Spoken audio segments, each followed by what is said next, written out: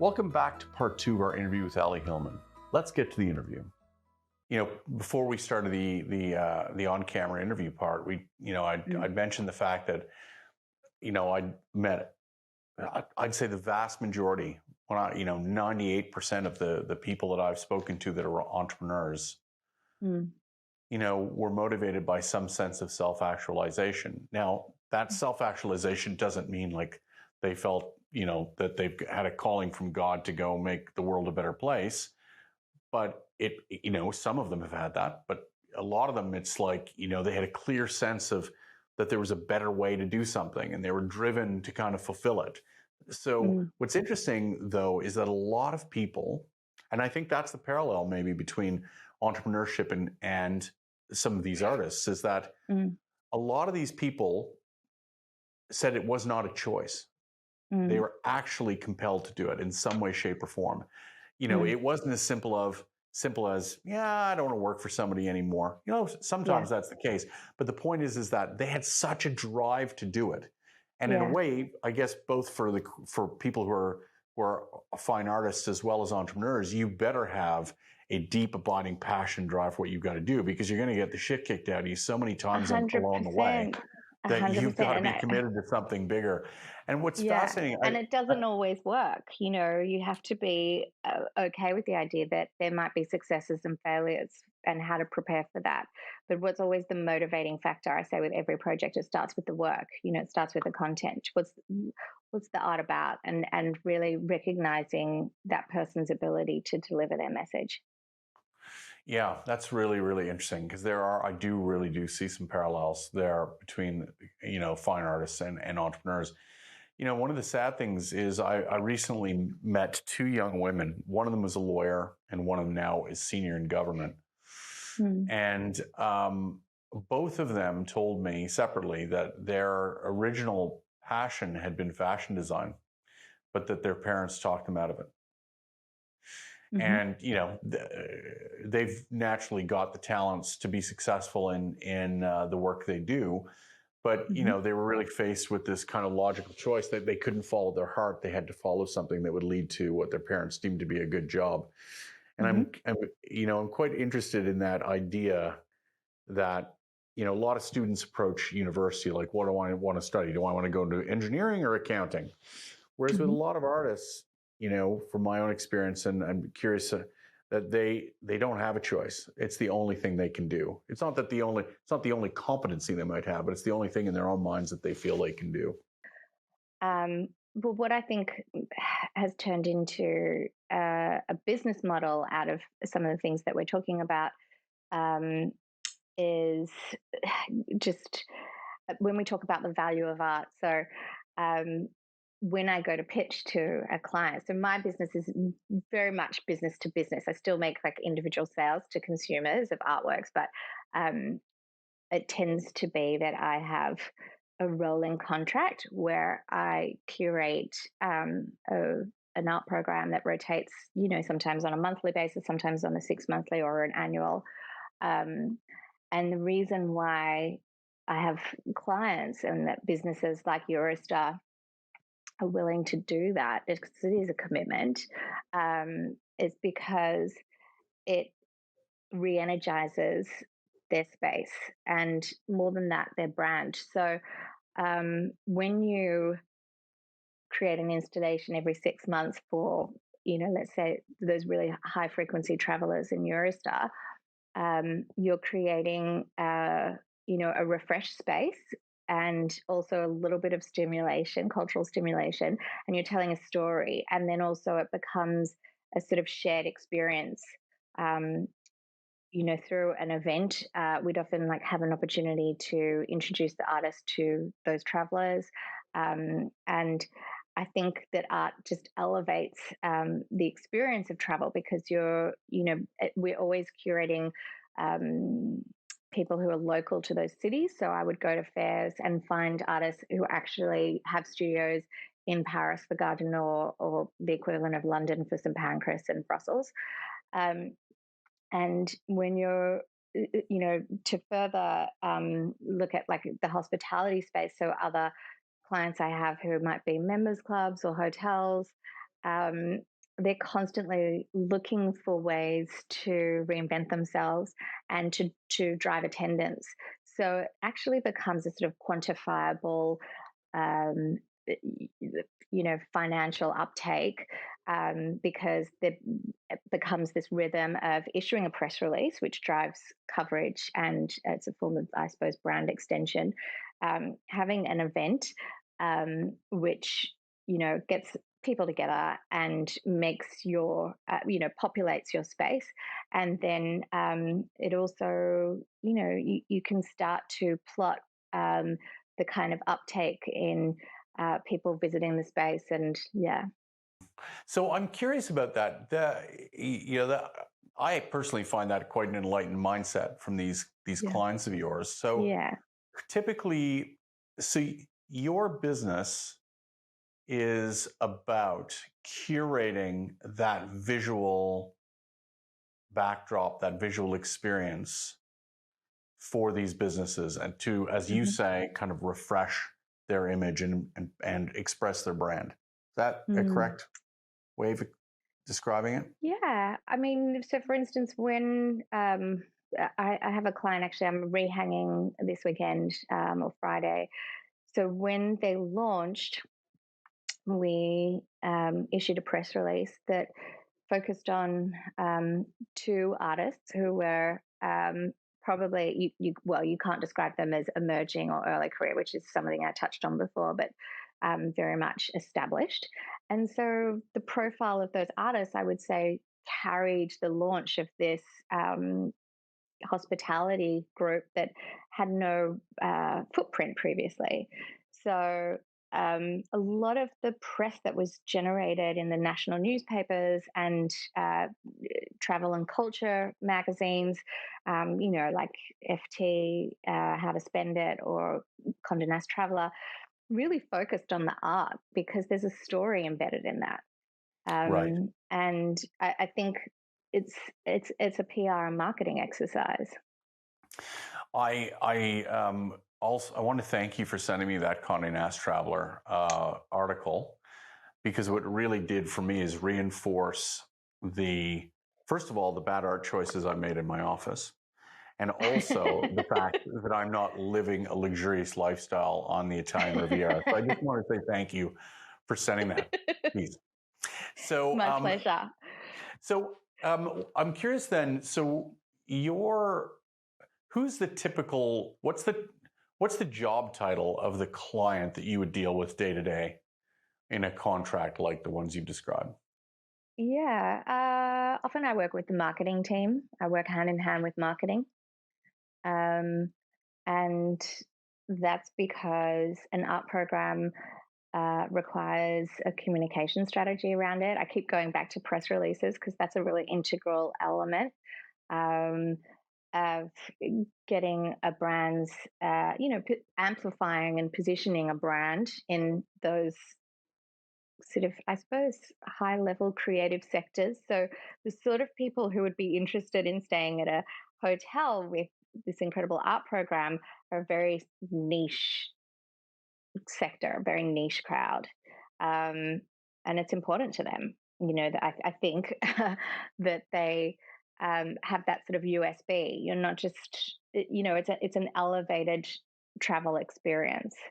And then also, I guess, I work with the marketing team on developing experiential sort of programming. So it's not just the art on the walls, it becomes a live experience. I mentioned we often invite the artists into the space to host and in conversation. That, for this client that I've just referred to, they're actually in a regional part of New South Wales. And we are building live programming that falls over a weekend, again, getting back to this Friday trampoline concept. Um, so people will actually travel to a destination hotel because there will be a series of events. There might be drinks receptions or artist talks or dinners or performance. And it's creating a very unique experience that hopefully says something about the character of of those hotels, and helps as a form of engagement and driving attendance. Just as a sidebar, I worked on a project. I've worked on some fairly big clients that have had very boring projects. Yeah. Like I've worked with a soft drink company that will not be named, but they're the biggest in the world. I've worked with the tobacco sector. I've even worked with the defense industry. And I have to say that what you just described as the work you do is cooler than 88% of the work I've done in my career. So again, thank you for the article, and also thank you for diminishing my sense of self. Much appreciated. I mean, that That's a big sounds like compliment. the coolest friggin' job ever. So what's It's pretty rewarding. yeah, I was going to say, like, if you've grown up in a creative household that embraced art collection, and then you went on to study it, and now you get to basically live the life of emerging artists all the time and help Yeah. really cool companies shape their visual brand. I mean, it doesn't Yeah. really get much better than that. I would imagine. I love it. And there's one example where I mentioned my old building that I used to work in London, was really close to the Royal Opera House, and we actually entered into a collaboration with them because the PR who used to be head of press for the Design Museum was there on secondment, and I had collaborated with the Design Museum on the kind of emerging talent program. We had a historical partnership with them. And there was a photographer who was a jobbing photographer. So he shot like very, very accomplished, but he was doing a lot of cars, like Mercedes. He also did Hugo Boss, the suits brand. But I guess he was always interested in high level performance. And he started to shoot the ballet dancers from the Royal Ballet of his own volition. And when I heard about it, was almost dismissive, but it had come through this established contact who I really respected from the Design Museum. So I decided to take a look, and the photography was probably more sympathetic to Robert Mapplethorpe or Peter Hujar. It wasn't, well, I suppose there were elements of eroticism to them, but it was very raw, physical. It sat very comfortably in the contemporary art space.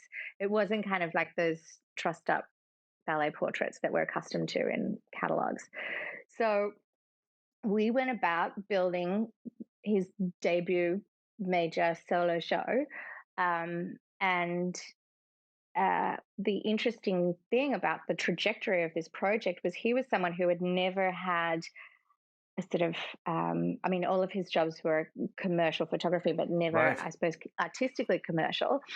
And we presented this exhibition. It was a snapshot of the ballet company at the time. It featured pretty much everyone in the company. And we accrued a Twitter following that was equivalent to the middle class population of China. And we were selling catalogs to Mexico and Tokyo. And the National Portrait Gallery made an acquisition of these works. So they were part of the permanent collection and became a sort of national historic document, and also on display next to Sam Taylor Wood and Chris Levine's portrait of the Queen. So that's a really amazing opportunity to be a part of a project like that, which is obviously down to the skill and talent of this photographer, Rick Guest, and also the incredible momentum that the stars of the Royal Ballet can springboard. But that's the kind of, I suppose, life-changing projects that I love to be a part of. So how do you, as long as there are environments that recognize the importance of refreshing their visual brand or the experience of their brand through visual means, as long as that exists, there's going to be a place for someone like you. as long as you manage to continue to capture the kind of artists that you're able to capture and bring into those environments. But how do you, like, what's next for your business? Is it going to be, like, where do you go with this? I can imagine you always have a steady stream of work, but what's the future look like? Well, I think what I'd love to do now that markets are reopening is develop a Friday Trampoline arts festival so that it's a titular branded entity in itself.